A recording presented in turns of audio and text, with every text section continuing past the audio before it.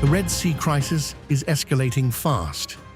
Yemen's Iran-backed Houthis claim they have struck two Saudi oil tankers, Encelia and Layla, in what they describe as the first enforcement of their newly announced maritime blockade against Saudi Arabia.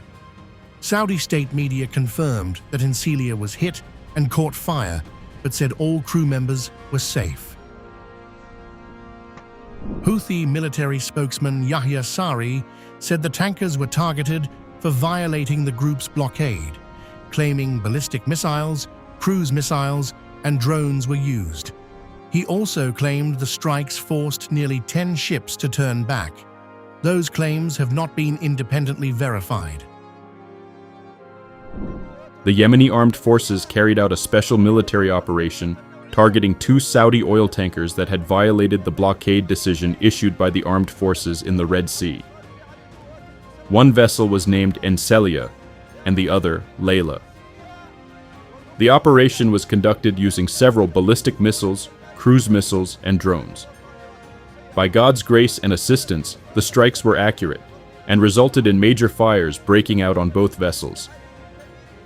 In the same context, the Yemeni armed forces stated that they forced nearly 10 ships to turn back and return. The attack comes just days after the Houthis declared a naval embargo on Saudi-linked shipping, warning they would impose a siege for a siege.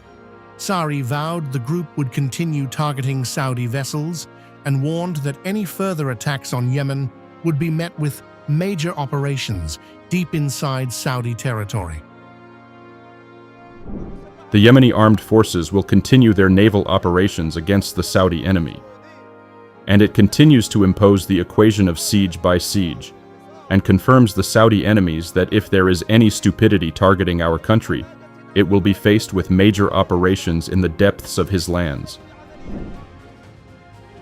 The timing is significant, with shipping through the Strait of Hormuz already under severe strain amid the U.S. Iran conflict. Saudi Arabia has increasingly relied on the Red Sea and the al-Mandeb Strait to move its oil exports.